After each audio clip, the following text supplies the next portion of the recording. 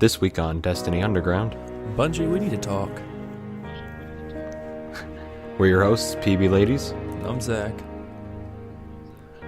We have beaten the raid, and we are going to talk all about it. We're going to talk about that and then some, because I have a lot of thoughts about this game. If you're wondering where our podcasts have been the last couple of weeks, it's my fault, 100%. Let's go ahead and tease it and just say, I hate Destiny. If you want to know why, stay tuned. But first, the raid. When we first launched into the raid, it was beautiful. Me and Rob launched in by ourselves just to kind of look at the first area and get an idea, because we were going to lead the raid team. Need an idea of what we were looking at. The raid did not go how we thought it would go at all, I think is fair to say. Yeah, we completed the raid weeks ago at this point, like at least 3 or 4 weeks. It seems to me, I don't know, it's been a while. Is all I know. But yeah, I mean, good things, bad things. Like that's kind of gonna be the theme here, at least for me. Good things about the raid, bad things about the raid. Good things about Destiny, bad things about Destiny. We beat it a week before Prestige was supposed to drop.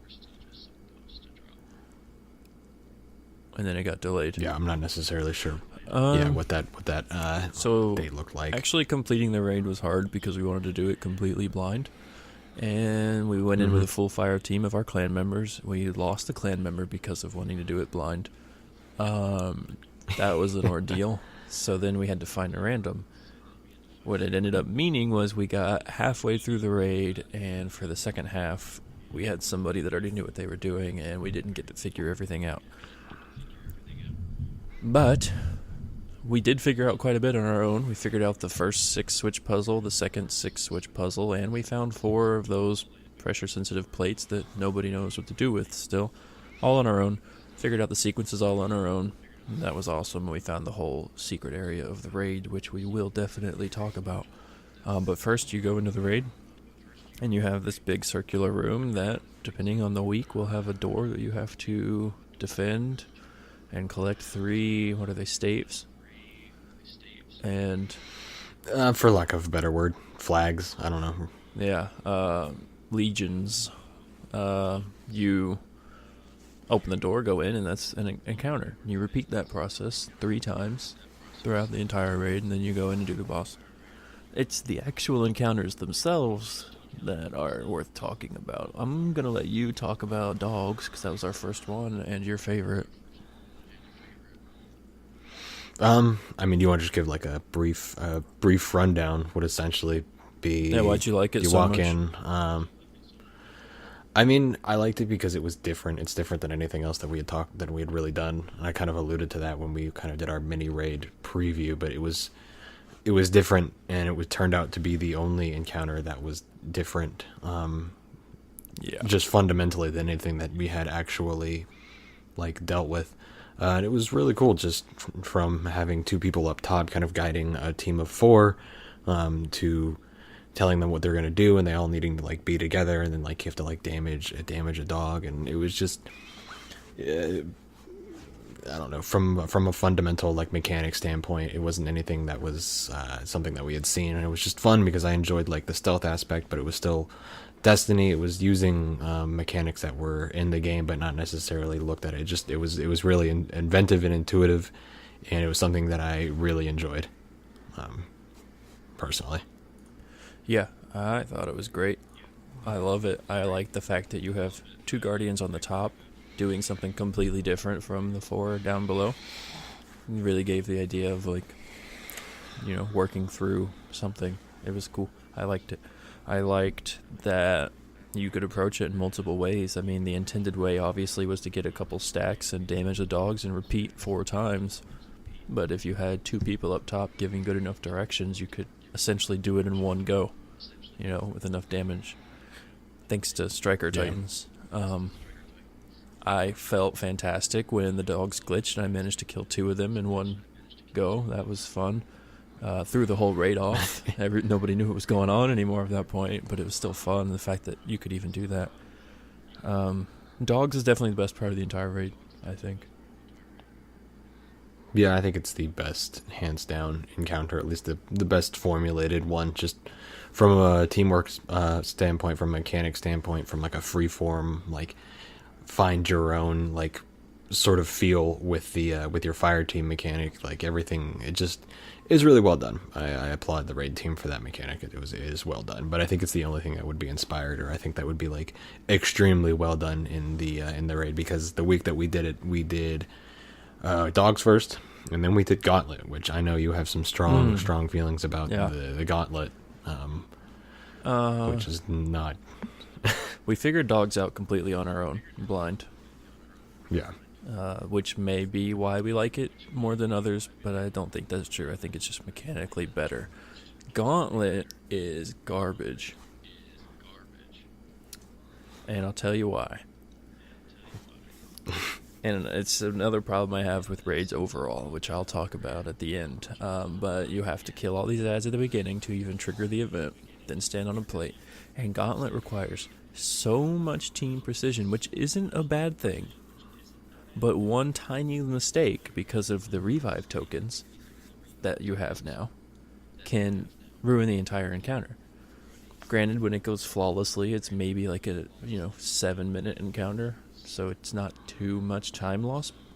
But it's frustrating and tedious, and it gets to the point where you've done it over and over and over and over again, and you know you're good enough to do it. You just have to get that perfect execution, and that wasn't fun. And dogs, you could fuck up a bunch and still save it and finish the encounter. So that's what I'm directly comparing it to, because we went right from dogs to gauntlet, and we're just stuck in this fucking encounter for an hour and a half or so before we just had to give up that night because we lost our clan member, and then we got a random and we lost them too. That definitely helps me hate it more. Shambles. Not because I don't think it was like you weren't good enough, or we weren't good enough, or we weren't communicating. It was just something about the encounter. Just it feels unnecessary. Like I felt like that was their like jumping puzzle. That was their like run through this thing, because a lot of the issue that I had with this raid was the fact that you'd like basically it was just like run from encounter to encounter to encounter and like beat it. There wasn't like a journey or a story or an adventure that was attached to it. And like the gauntlet, it's I guess their best way of like doing a non-encounter encounter that was similar to like the Taken King's like Dick Pistons or like Tomb Ships or the Vault of Glasses like sort of jumping puzzle, or even the Dark Below's or the Crota raid doing like forming the bridge. Even Access had things like that. Wasn't with the suspended like grates and stuff you were jumping through. Yeah, and I mean it's just like I think that was their sort of like answer to it. It just didn't feel well done. It just felt unnecessary. Like everything made sense. At least you're looking at from like maybe a slightly lower perspective as far as like what you're doing in the raid and like how you're supposed to be impressing like the Emperor or Callus and like what you're doing here. But like here it just didn't work. The Gauntlet is something that it just felt fairly tedious. It's something that should be easy with a well coordinated team, and I understand that like you're supposed to be well coordinated with a raid. You shouldn't be able to just like like fail upwards into like beating the raid. It's something that's supposed to be like a high end like activity, but at the same time it felt unnecessarily hard, or I don't want to say unnecessarily hard, unnecessarily requiring precision that just didn't like it artificial difficulty, like having to shoot the sequences at the exact same time with two different people. That's not necessary, and it doesn't make it harder necessarily. It just makes it more tedious. I think it would be harder if like that one player had to successfully shoot both in the correct order, honestly, and it would be more fun. I think the issue that we have with this is that like you're not like learning anything with this. Like you do it 3 times and it's the same thing each time essentially. Mm-hmm. So it becomes to be fair, the last part when you all get teleported in there, that's fun, where it's like a sprint to the end and you have to watch for the falling floor, and some people will fall off and die, but the fact that if some of those people fall off and die, the whole encounter is wiped. That's shitty. Yeah, I felt like, truthfully, I just felt like the Gauntlet wasn't a great interlude. Like I think they wanted it as an interlude that wasn't like just like pure fighting, but it just didn't work like that. It didn't. After that, we had to take a break from the raid, came back in, and we did baths. I don't have a lot to say about baths, because I don't remember baths, because we did it perfectly our first try. Yeah, it's essentially the opening the war priests, shooting all the like the witches like things and doing like the witches like marks, Death Singer's in the power Taken King, and where stuff. you're just like having to rotate. Yeah, you're just having to rotate. So just It wasn't as fun rotate. though. Definitely not as communicative. You know, rotate, kill, go in the middle, shoot, rotate, kill, go in the middle, shoot. Like it was fun and it was interesting, but I think that like having the rotation on it, in the ways that like each week, the raid has a different like rotation. So sometimes it might be like dogs, bathers, or dogs, baths, gauntlet, and sometimes it'll be like bath, gauntlet, dogs, or yada yada yada. I think that takes away a lot of like the adventure that the raid, or like what I'd come to expect from a raid being. So I think that works against it. Yeah. As well. That was it, right? And then it's the boss? Yeah, and then it's Callus. Not to we'd sort of skipped the end. I did that on but I purpose. feel like we can kind of talk about that afterwards. Yeah. Yeah. But yeah, it's just, dogs, gauntlet, bathers in whatever order that you happen to do it during the week, which is random for the week, but is consistent for everybody. And then you're at Callus, so it's 3 encounters and a boss, or 3 encounters and the raid boss. That leaves a gap in my head because I asked you if it was Callus because literally every time I think about the raid, I keep imagining a 4th encounter before the boss. So I think for flow there should be something else. It just doesn't seem right. But Callus himself, he's a boss. He's definitely copying Oryx. I prefer Oryx, I think. At this point, it's just going to sound like I have rose-tinted glasses on, but no, I really do, because I feel like Callus isn't as mechanically sound. I mean, you get to choose who goes into the other realm, similar to how Vault of Glass used to be. But, I mean, you didn't go in the realm, so you don't have any thoughts on how that works, I think, right? Did you? I mean, it looked and sounded glitchy as fuck. It was absolutely glitchy as fuck. Oryx at a point was too. If you had a person lagging on your team, but at least you could fix that. Because the platforms wouldn't spawn if somebody had a bad connection. But this is just like, oh, you're standing too far to where you're supposed to be standing. You're too close. You need to stand in the middle. Now you're dead. You wiped the entire team. But on the inside, which is what I ran, you have to shoot these 2 big scions with shields on them. Which is counterintuitive because every other scion with a shield around them, you've had to run into their bubble and melee them. Not this time. You're just supposed to know that. And then after you do that... It's inconsistent with existing raid mechanics that they have taught you. Yeah.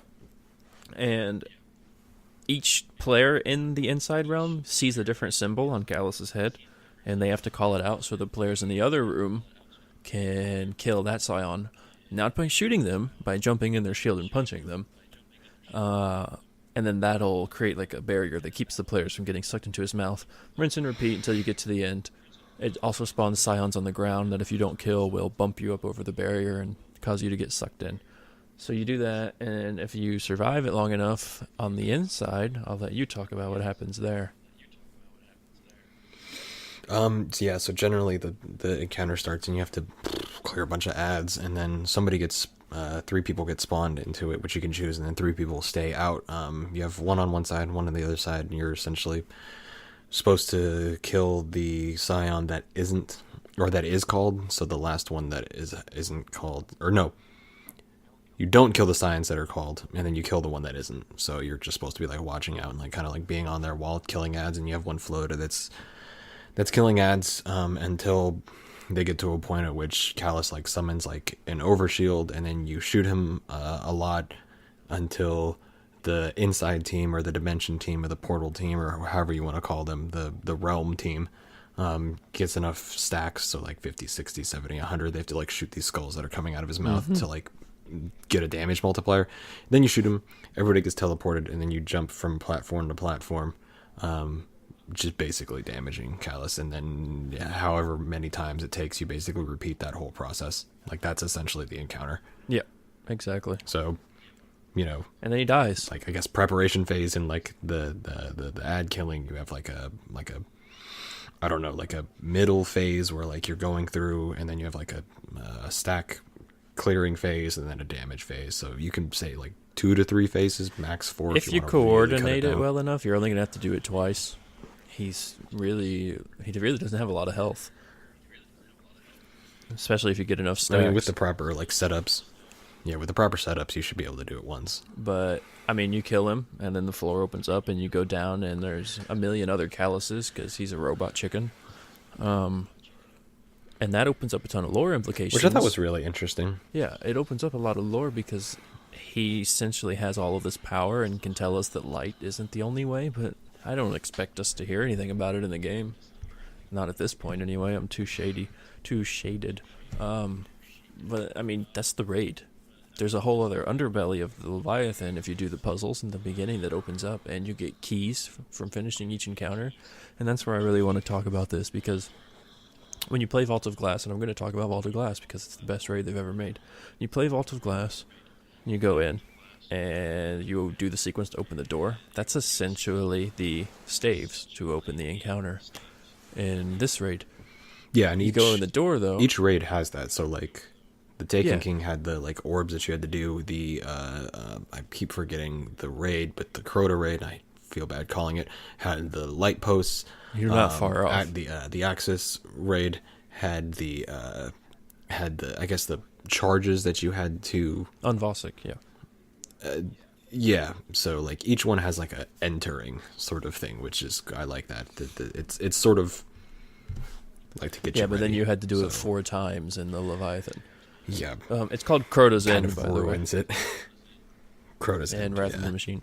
But anyway, you enter Vault, and you don't know where to go. There's 2 paths. One of them kills you, one of them doesn't. You take that path, there's a chest. Instantly, bam, loot, you're excited. You're like, okay, this is fucking awesome. I got loot that I've literally never seen drop in the game before.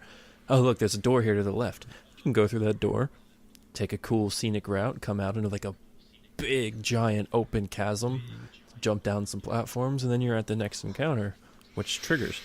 You do that. Or, if you're looking around, you can drop down below that first chest. There's a whole other secret passage. You take it. Eventually, there was another chest in there.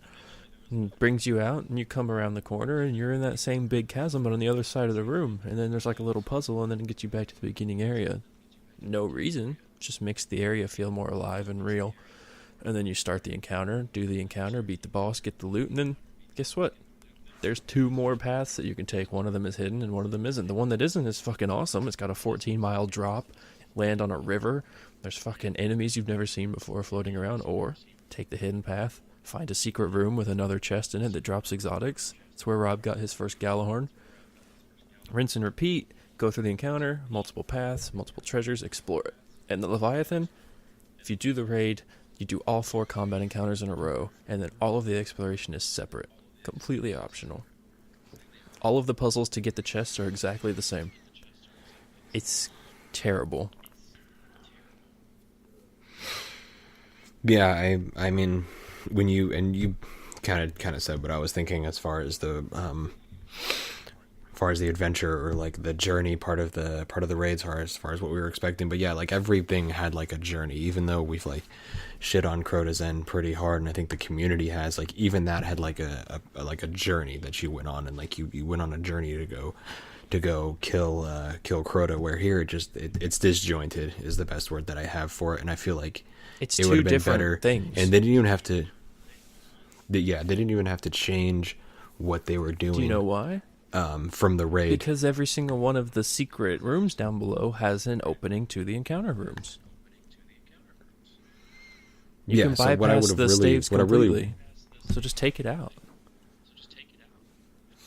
it's like I was saying, like you could if you just completely remove the staves from the equation and opening the doors, if instead of like dropping us off on the top, Even then, you could have dropped us off at the top and then just had us like try and have to find our way. And if we would have had to fight from the underbelly and pop up and like do an encounter and then fight through the underbelly and pipe up and do an encounter and then like fight through, that would have been what you wanted from a gameplay standpoint. Like it includes everything that they included, but it also creates a journey of exploration and discovery, which is what everything else has had.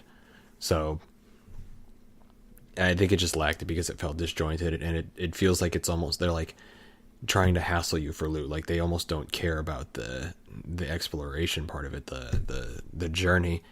And I mean, I feel like that's a problem with Destiny 2 overall, is that like it's cutting out a lot of like the middle part of the game. Like it's just like getting you to the end, and like the end is great, but the end doesn't matter if you don't have a good like middle. Like the middle is where all the meat is. Like in a sandwich, you have two pieces of bread at the beginning, or at the beginning and the end, but all the stuff is in the middle, and that's where we want. But it's just like taking you to the end, and just like giving it to you. You're just like, here's two pieces of bread. Bread's great. Made you a sandwich, and like, no, I definitely agree with you. I feel like, I mean, the raid wasn't bad and it wasn't like terrible, but I think it could have been improved upon. And I just think it's a. All right, here's a statement. Would you rather play that or Crota's End?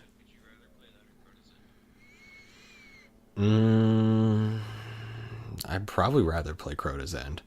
That's a problem. I mean, it's not a problem because Crota's End is still fun, but it's the worst of the original Destiny raids.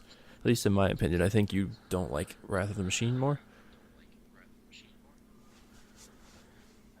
I mean, everything like is fun. Like I like running around running through the torches and like doing the bridge, and like at the end with the prestige mode, y'all got like swords, and you like felt really cool, and you like killed a bunch of things with the swords. Then you run through with the shriekers, and then you kill what's her nuts. And running through the shriekers really fast the to witch. Get loot was also cool. It gave you like an extra challenge. Yeah. No, I like Crota's too. Like, that was cool, and then you kill Crota. It just wasn't Vault. Like, I think because it came after Vault, it got a bad rap.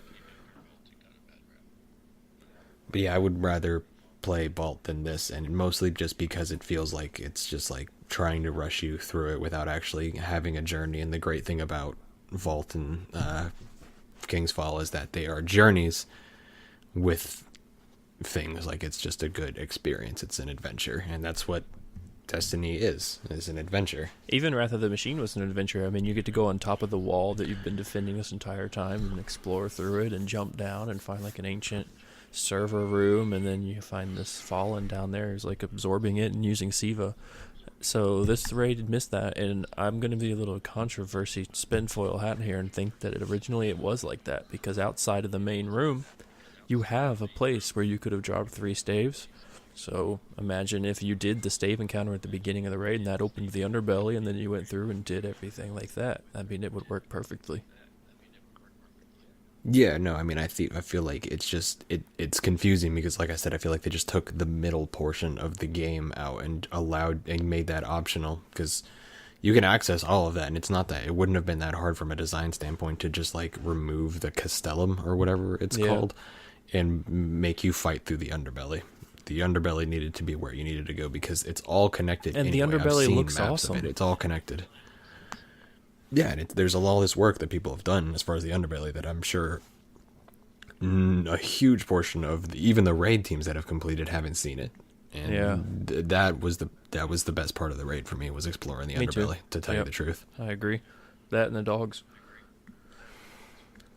So that's where we stand on the raid. The gears, I don't like the way it looks, so I don't want to talk about it too much. The weapons, the rocket launcher's good because it mimics Galahorn and Dragon's Breath a little bit. I got a full set of raid gear just about from my first playthrough. We've only cleared it once, so we haven't had the desire to play it again, and that's because it's not that great. I don't have any other weapons. I think I got the auto rifle, but Origin Story is still better. But it's a good alternative if you don't have an Origin Story. Yeah, Ghost Primus is pretty good. So, yeah, I mean, I just like else? last thoughts on Those last thoughts on the raid, and I think it was good. I just think it could have been improved, and I think all the potential was there. It just wasn't executed all that well. Wasn't executed very well at all. Yeah, tell you the truth. all right, I'm going to segue that into talking about Destiny's raid design overall and what I think could be improved. And we hint on it a few times. I think the unnecessary killing of, a bunch of ads before every encounter, bosses, gauntlet, it just slows the raid down, and you're not improving your skills in any way. It's literally only there to let you get more ammo and then wipe again and then kill them again because, that's how it works. I think they should find a better way. I don't know, maybe give us our ammo synthesis back. They worked fine. It's just stupid. It just makes you more frustrated every time. That, and like I mentioned earlier, the ability of one tiny mistake ruining the entire 10-minute encounter. It's been in every raid. That's been a problem in every raid, especially killing all of the ads. I mean, what happens when you start the Oryx fight? You have to have a hunter shoot the arrow and kill all those thrall, and then you kill the other thrall on the left and right, and then finally Oryx pops up.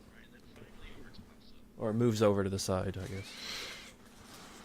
I don't like it. What do you think about it? I mean, personally, like, I don't have like a huge issue with like clearing ads or anything along those lines.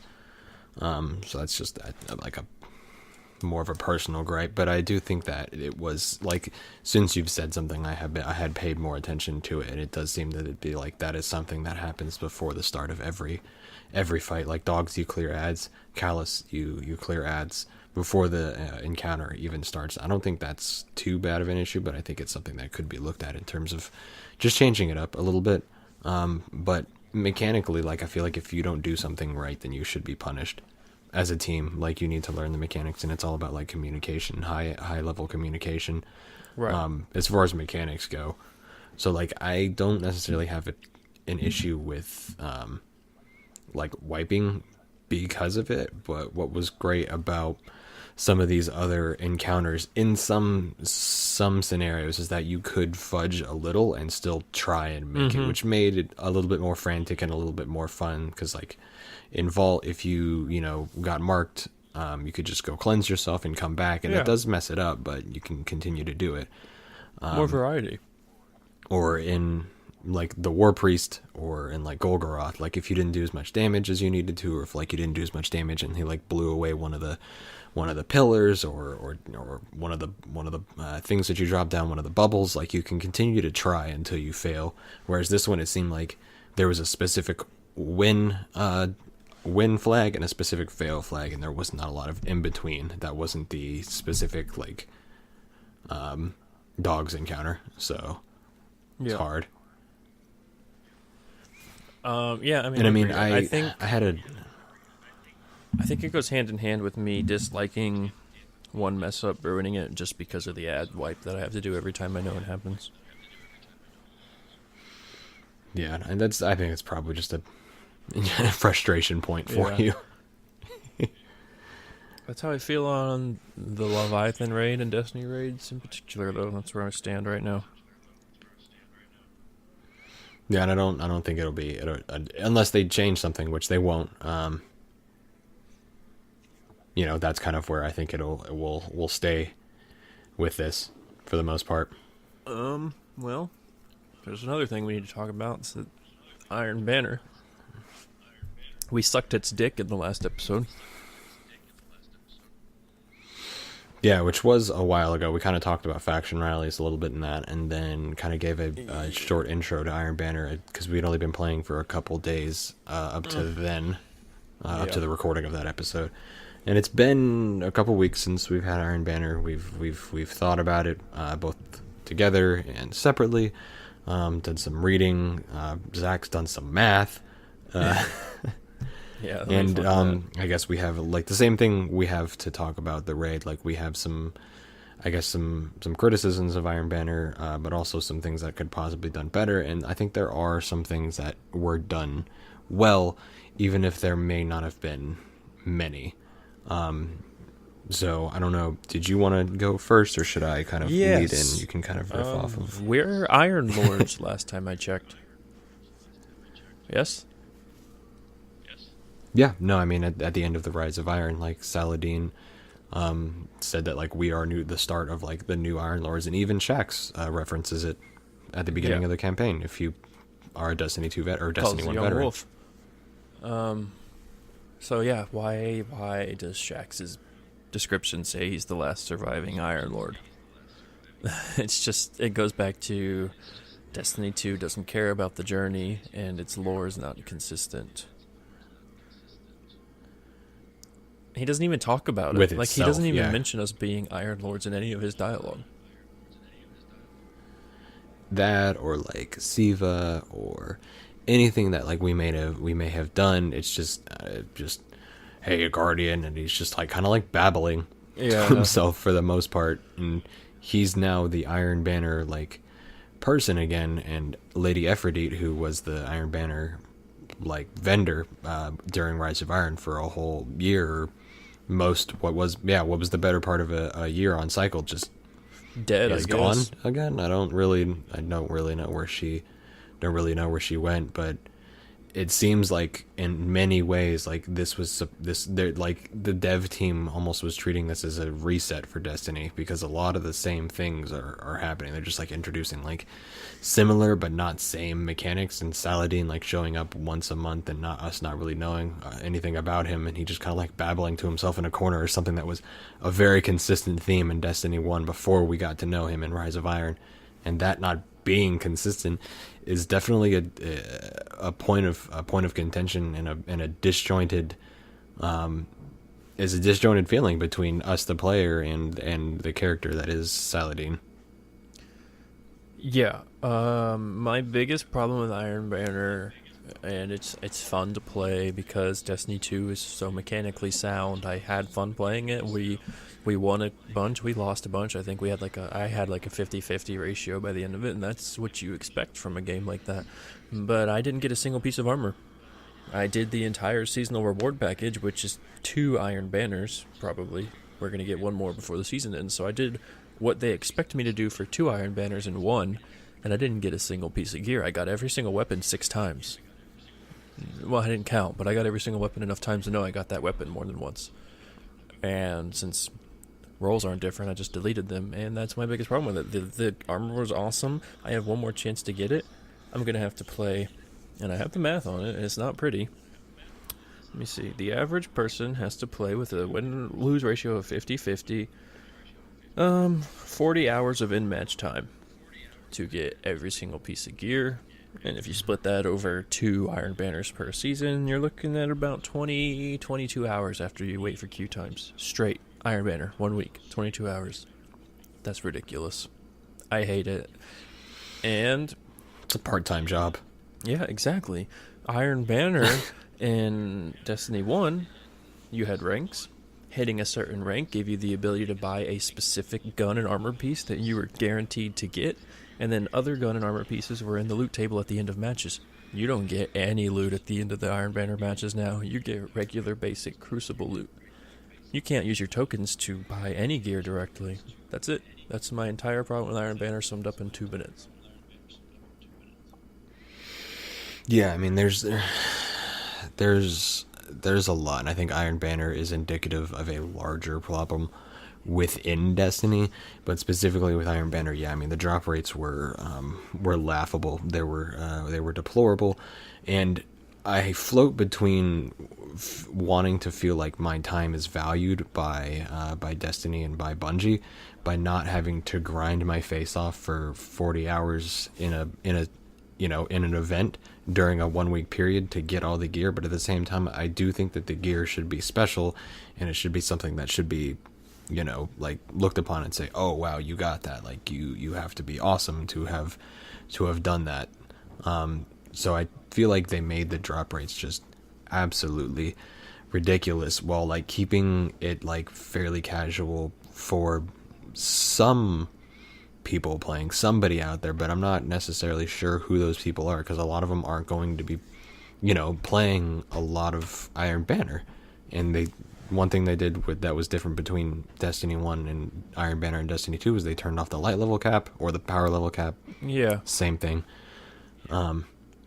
And you weren't, like you said, with all vendors, but specifically with this one, because there was a time limit to actually get them, and it felt very like you felt pressured to get it, was that you're not able to buy any of the things, and there's no gear drops for them at the end of the matches, which I felt would have alleviated a lot of like the game to game stress about trying to get these tokens and trying to win, because even if you got 20 tokens, that doesn't necessarily mean that you were going to be able to. We got 40 tokens a day when we played.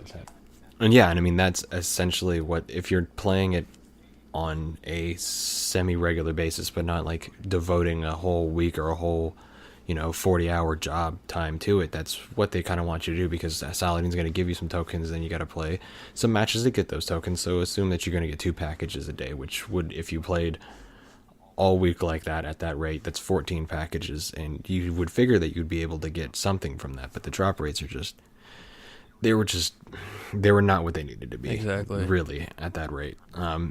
And a lot of this, like I said, could have been fixed by including known Destiny 1 mechanics by either or, not saying one or the other, but either or, and preferably both, including including gear drops at the end of matches, or being able to purchase items from vendors. And I think that's an issue that's prevalent in all of Destiny 2, is that you can't purchase items from vendors for tokens, so you're just like randomly getting this gear that you really have no control of, and it just feels like for the most part, because you don't have control over this, like it just feels like RNG is fucking you for the most part. And the added stress of this only being a 1-week event with limited time gear, because at the time we didn't know what was the future for this. It was just like, oh, we got to get it, like we got to do this now, because we don't know what's going to happen, and this could be gear that we could never get again. And it was overall just disappointing. And I understand, like, Destiny 1, they only sold, like, for example, like the machine gun, the shotgun, like the pulse rifle, and then like the helmet and the boots, and then like the mark, like they sold like 6 things. And then like the next week, the next time it would rotate, so you get like rocket launcher, fusion rifle, sniper rifle, auto rifle, arms and chest. So like, even if they took that approach, it wouldn't be an issue if they just made the drop rates for the gear higher, and then added them to an end game loot table. Because you're playing Crucible and you're just getting like random Shaxx gear, and you're like, one, I don't care about this because all these rolls are static, which hint, we've hinted at it a couple times. That doesn't make gear fun to get. It just makes it tedious to dismantle. And it would make things just, it would improve things. It really would. Like, you got to add these types of things into it. And Iron Banner was, I think, a wake-up call for a lot of the community, because it wasn't something that we were looking at. But the added, like I said, stress of seeing that within a week's time was like, okay, like there are some serious problems with like the currency and the way people get loot, and the overall, like, I just say, like, enjoyment of getting gear. It's lacking.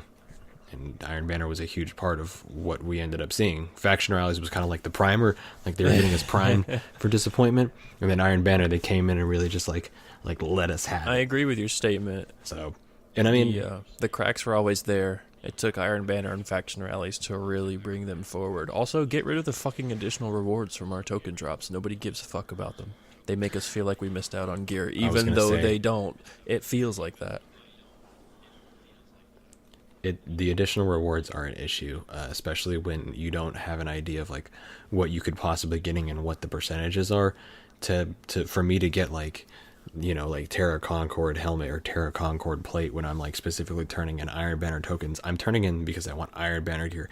If I wanted Terra Concord fucking plate or chest or arms, I would go to that person or the person that had it in their loot table and turn that shit in, like that's I'm doing this because I want this gear. It shouldn't be that hard to process, but apparently it is. And it just, you feel slighted when you get these additional rewards, because you're just like, fuck, like, like instead of getting the helmet that I gave, you gave me this. And even though it's an additional reward, it doesn't feel like that. Go ahead. segue that directly into talking about tokens and roles. It's a perfect jumping off point. Yeah, because like I said, like Destiny 2 Destiny 2 has an issue with currency overall. Like it has a serious issue with currency, and you should be able to choose. And Iron Banner had this problem specifically, and it was something that never was an issue. You could always choose what you wanted from Saladin and then later Ifrit's inventory, but you should be able to pick what you want from their inventory, even if it may be at a higher cost rate. So say you want to use what they're using now. We want to stay with the token currency system. If it's 20 tokens a package, and you can get anything from the package, why not make it like 13 or like 12 tokens or like maximum of 15 tokens per like gear or armor piece that you can get? Yeah. And that on top of changing roles, and this isn't something that I think they're going to do or that they want to do or they plan to do, but they need to add randomized roles and skill trees or trees back into the game as far as gear and weapons go, because there's nothing to grind for. There's nothing as far as loot goes to attain once you collect everything. At that point, it's all taking, like just taking up room in your vault or on your character, and you just have it, but there's nothing to like look forward to. Whereas if you're like trying to like grind for that like perfect set of arms, like you can like grind up some tokens, go to the vendor, buy a bunch of arms and see what they give you as far as like like perks go, and you're like, oh, this one stinks, infuse, or this one stinks, dismantle, and just continue to do that until you find like your perfect set of gear, the way you want it to look and the way you want it to like be set up. But that's been taken out of the game with static roles and with the fact that you can't choose what you want from the faction vendors, and or even any of the vendors, like any of the world vendors, any of the Vanguard vendors, Saladin faction vendors, anybody. And somebody on Reddit like drew up a whole like mock, and it looked fantastic. And one of the developers or one of the community managers was like, well, I'll just send this up. And I was like, how is this something that you guys weren't aware of, especially when you had some working version of this in Destiny 1 already that I could choose from? Like literally Zavala or whoever you talk to, you were able to choose what you wanted from their inventory. Like a Ghost, they had weapons, it was on rotation every week. I don't understand why that was taken away, other than the fact that to make it easier and more attainable and more accessible for the broader base. Like it's a game that's super broad, but doesn't necessarily seem to have the exact depth that Destiny 1 has, and that's saying something. When Destiny 1, a lot of the issue we felt was that it lacked depth. But if you take away like depth from 2 inches, like you have an inch, and an inch is definitely smaller than 2 inches, but that shit is still small as fuck. Yeah, I mean, tokens are shit. I mean, they don't have to be, but they are. Giving us the ability to buy specific things that we want from each vendor is needed. Otherwise, I have tons of tokens that I just don't care to turn in because I don't want another origin story, because I already have one. I wouldn't have had a problem getting multiples of the Iron Banner weapons like I did if each one was different and possibly the role I wanted. Yeah, I mean the roles and the at least looking at it without having an alternative, like bring back the random roles. That's the best way to make us want to continue to play the game, which is what you want us to do, because obviously you want us to buy things from microtransactions, and spend things. So like the way that I'm going to continue to do that is to continue to play the game and try and grind for things. And if I'm not doing that because I don't have anything to get, because I've got all of it or I've got everything that I want, then why am I here playing the game? Because you're not necessarily like adding anything to the game as far as lore, like the whatever codex or anything like that is not easily accessible, if accessible at all. So that's not a reason why I'm playing the game. The PvP, as well balanced as it is fairly shallow, and I can't even pick the mode. Oh my god! That I want to play. It's just up to the gods. Where's the Rumble? So, where why? Like, I guess that's the question that I have for Bungie. And I mean, I don't have to play the game. I want to, but like, where is my incentive? Where's the drive once I've got most of everything? Because Luke Smith, in and of itself, called itself a collection game. So I've collected everything Luke Smith. What do I do now? Yeah. And I mean, I have a lot more to say about the lore of Destiny, but I don't want to make this a million hours long, and I kind of want to watch their Twitch stream first on what the story will be of the DLC before I really talk about it. So I'm going to leave that part out for today. But I do think Destiny has a lore problem in the fact that they're trying with Destiny 2, but it still didn't, like, we don't have reasons for why we're doing anything outside of the campaign. We don't have a meaningful reason to go to this raid. Oh, he invited us. Who's he? Why do we care? What did he do? How is he no longer the Emperor? Oh, I know because I bought the collector's edition and it came with a book, but you don't know. Like, the regular player's not going to know, and why are we doing these strikes? Give us more info than just giving them funny names and having Cade and the Ghost make fun of Zavala for saying something weird. I mean, it's fucking stupid. And I wanted to say that one day, whatever happens to this podcast, I'd like to play a real MMO with you, maybe Final Fantasy 14 or Vanilla WoW, and just show you, because Destiny wants to be an MMO, but it's not ready to make the leap. I just want to show you what they're missing out on so that you have a better understanding of the target they're missing, because you haven't really played one before. You know, I do think that they need to get better at building. Well, figure out what you want to do. Like, Bungie, figure out what it is you want to do. I'm sure that you will lose base, which is not what you want, which is not what Activision wants, but you will lose players in sticking and getting more targeted.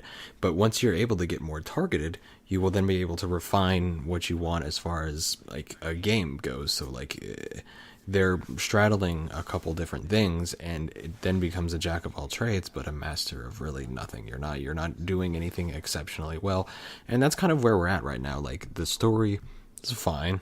You know, the open world elements, they're okay. You know, like the PvP, it's fine. It's okay, but it's not excelling at any one point, whereas Destiny 1 was definitely a more, like, grindy, loot-heavy game, and because of that, like, we knew what we wanted. The people who liked it found more enjoyment out of it. So, like, if this isn't something to where, like, you want to add, like, I don't know, just I guess that's what we're figuring out. And I mean, that's kind of where we are as far as Destiny. It's just trying to figure out what they want to do. And if, like, this is their vision to, like, try and appeal to the largest base, I do feel like this game will eventually fade into the darkness. The non-existent triangle darkness. For lack of a better cliche term, like, it will fade, because you need to stand above the rest, and you know, a lot of things are going more towards this. Like, you already see, like, I don't want to say clones, but things like this coming out. So, like, unless Bungie comes out and really, like, you know, puts the pedal to the metal, they need to do it. And I mean, we've gotten, you know, fairly uninspired storytelling up to this point, and there have been some bright spots, but it hasn't been consistent enough. And I mean, that's the one thing that I think I would ask for, would be consistency in what their message is, and we haven't gotten it. And I mean, hopefully we will with these upcoming streams with the expansion, but truthfully, I mean, you're probably be more of the same with slight changes, you know, to fix some things. But this is the game that they put out, and this is the game that they wanted to put out. This is the game that they tested, and we're happy enough to, you know, to go gold with, to go to ship with. So I mean, that I think says a lot in and of itself. It does. And the future of Destiny, and as such, this podcast is really uncertain right now, and we'll probably have more to talk about that in December. With that being said, go ahead and talk about this weekly update, 'cause that's going to give these guys an idea of what we're doing for the next month, because it's not going to be podcasts, but we are going to have some content for you guys. Yeah, because we've essentially crunched through all the content. Like, I plan on jumping in and playing a little bit of the faction rallies just to you know, get some gear, and I do plan on playing some more Iron Banana. But, like, what we're going to be doing is hopefully getting some live reaction recording to their each stream that they're going to be doing. So stream 1 is called Curse of Osiris. That's going to be happening Wednesday, November 15th. Second one we're going to be doing would be Tuesday, November the 21st. And then the last one would be Wednesday, November the 29th. So we're going to be trying to do, getting it out as quickly as possible and just getting a live reaction and then taking a little bit of time afterwards. Talk about our feelings and our hopes as far as like what we think was good that come out of the stream, what could have been better. And that's going to kind of line up for the next couple weeks. And then once we hit Osiris DLC time, we'll see what we get. But I truthfully am not super hopeful for it. But I've always had, I would say, less expectations than you did from Destiny 2 as a whole. I let my expectations get so too high. I'm, it's one of those things where I'm expecting more than Dark Below, but like less than Rise of Iron and probably a House of Wolves-esque DLC. We'll see. I went through and I don't think this is going to be anything. I watched every one of those Destiny DLC and launch trailers that have ever been released, and I used those and compared them to the latest trailer to kind of get an idea of what this will be, and I think it's I'm hoping for House of Wolves. Ideally, I want something between House of Wolves and Rise of Iron. I'll take House of Wolves. I'm going to be pissed if we get Dark Below, and that's where I stand on it. Yeah, so I mean, it's one of those things where I've, unfortunately, because this was something that I believed in, something that I enjoy doing regardless of content or something, I've already bought in. I've already got the DLC bought because I purchased the collector's edition. So this would be stuff that we will be playing. But if you're listening and you're on the fence about it, I would wait. I don't think that they necessarily haven't earned deserve the money, and opinions may change as we see and as we approach the stream and as we play it, because like I said, the Taken King was definitely a must buy, but that doesn't mean the other things were. So it's going to be on a case by case basis. This game doesn't necessarily, as with all things, don't necessarily deserve a pass. And the reason why we're here is to, one, express our enjoyment for the world and the game, but at the same time, you got to take a critical look at this, and we're not trying to bash anything. I'm not trying to I don't want them to fail or say it, but you have to voice your displeasure with things in a constructive manner for things to get better, and that's kind of where we're at right now. Is that, like Destiny 2 is like a relationship that like you're really loving, and like there was a huge spark in the beginning, and like you're hopeful, but like things aren't necessarily like they're muddy right now, but you two still love each other, and you just need for things to work out, and the ball is in Bungie's court. And there's been a lot of streamers, a lot of YouTubers that are much bigger than us that have been saying a lot of the similar things, slightly different ways. So I mean, hopefully enough feedback is what they need, and that's just what that's my plan. Just feedback. Like we're just talking about something that we enjoy, and I want them to know that we enjoy this, but we also have questions, we have expectations, and we have hopes, and I'm not just going to blindly give you my money, which we unfortunately have already done. It's worth noting though that I've bought into a certain point. That's how I feel. I've bought into a certain point to test the product up to that point, and if after 2 expansions you haven't sold me, then maybe that's where Destiny drops off. But I mean, we'll cross that bridge once we come to it, truthfully, because I'm not saying anything definitive like right now, like a lot of people are saying like they're done with Destiny. Destiny 2 is dead. It's done. It's just, it's in a rough patch the same way Destiny 1 was. That's a while during vanilla for a very long time. You and I wouldn't have even met if you hadn't bought into Destiny 1 up to a certain point, and it got better by House of Wolves. I mean, you hopped on before House of Wolves just to kind of feel, because you didn't play Dark Below. And since you didn't play it, there was enough Dark Below left to keep you going until House of Wolves dropped out, and then it got better with House of Wolves. So it's not that Destiny 2 won't, it's just we're disappointed that it has to. Yes. Yeah, I mean, that's kind of where we are. It's just, like I said, just it's a relationship you know it can work, and you just gotta put in the work, Yeah. man. So like Bungie, like put in the work, man. Like, listen, we're out here. We want it to work. Like, we love you, but like, come on, man. So yeah, I mean, we'll see you guys on the next stream.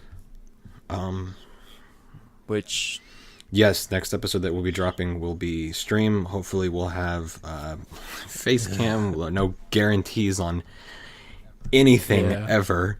But yeah, plan is to be doing live reactions or close thereafter following live reactions and getting those up as quickly as possible of each stream, and then I guess approach the Osiris DLC, and then we tell you guys more about our release schedule from there, depending on what happens. So at least the next 3 weeks, you can expect some pretty consistent content, and then we'll communicate with you guys after that. Yep. So, all that being said, this has been Destiny Underground. You can find us here on YouTube and towersunderground.com. We have discontinued the audio-only portion because we feel like it's unnecessary. You guys get more out of seeing the video clips. Just go to YouTube or the website and watch it. Get the discussion going down below, please. Obviously, we have very strong opinions, and we need to know if you disagree so that maybe we could change our minds or see it from a different light. But other than that, yeah, no, I'm totally up for discussion. This is a discussion based format, and I love to talk, I love to argue, and I don't want to say argue, I love to discuss, and I love to think critically. So I'm here. At me. at PBnLadiez with a Z. Eyes up, Guardians.